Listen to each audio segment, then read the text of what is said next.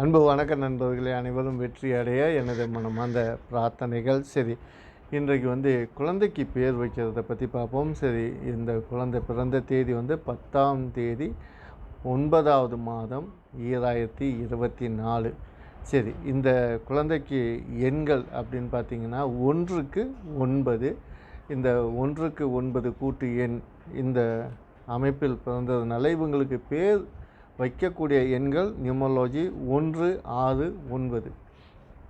So இருந்த போதும் இந்த 1, 6, 9 எண்களில் பேர் வைக்கணும் அப்படி இருந்தாலும் முதலில் இந்த குழந்தையோட ஜாதக அடிப்படையில் இந்த 3 எண்களுக்கான கிரக அமைப்பையும் நாம் பார்ப்பது அவசியம். ஏன்னு சொன்னாக்க எண்களை மட்டும் பார்க்கக்கூடாது, எண்களுக்கு உரிமையான கிரகங்கள் தன்னோட ஜாதகத்தில் எப்படி இருக்கிறாங்க, எந்த நிலையில் இருக்கிறாங்க என்று பார்த்து தான் பேர் வைக்கணும். அப்போ தான் அது சிறப்பாக இருக்கும். ஸோ அந்த அடிப்படையில் இந்த குழந்தைக்கு நம்ம வச்சுருக்க பேர் வாசினி. ஸோ கூட்டு எண் 18, அதாவது 9இல் பேர் அமைத்து இருக்கிறோம்.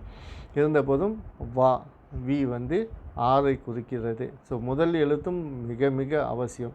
சரி, ஒரு குழந்தைக்கு பேர் வைக்கும் போது இந்த அமைப்புகள் அனைத்தும் பார்க்கணும். அதாவது முதலில் ஜாதகம், கிரக அமைப்பு, நியூமராலஜி, பேர் எண்கள், அந்த பேர் எண்களுக்குரிய கிரகங்கள், அடுத்தது நட்சத்திரத்தையும் பார்ப்பது அவசியம். ஸோ அந்த அமைப்பில் தான் இந்த குழந்தைக்கு நம்ம பேர் வச்சுருக்கிறோம்.